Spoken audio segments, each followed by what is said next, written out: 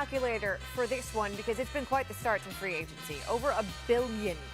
$1 billion with a B already committed. The two biggest deals so far. Chris Paul, 4 years, roughly $160 million with the Rockets. And of course, LeBron, 4 years, $153-ish million with the Lakers. Ish. It's important. It's very important. Our NBA front office insider Bobby Marks is with us on SportsCenter. So we were talking about it earlier in the hour. What more can the Lakers do? Talking about right this summer to bolster their roster around LeBron James. Well, last night before LeBron James had committed, the Lakers were at $47 million in cap space. And once he committed and signed, that cap space started to go away. That dropped it down to about $12.8 million. Then we saw Kentavious Caldwell-Pope, 1 year, $12 million for Caldwell-Pope. When we slide his number in, that gets them, they are right at the cap.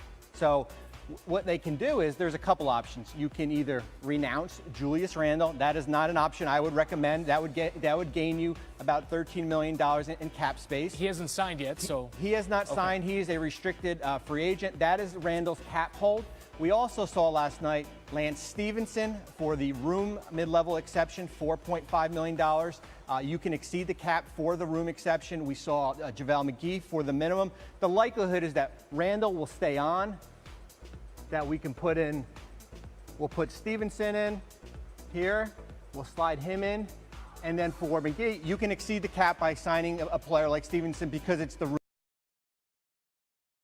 room mid-level exception. Okay. So you're allowed to do that, and then when we put McGee, no, that's Zaza. When we put McGee in, that gets them to, they're still over the cap. So now you are looking at minimum exceptions. And Chris Haynes, our reporter, said they are meeting with Tyreke Evans. They only have the minimum exception for Evans would be about $2 million unless they either renounce Randle or they somehow find a home for Luol Deng, who's owed, $36 million.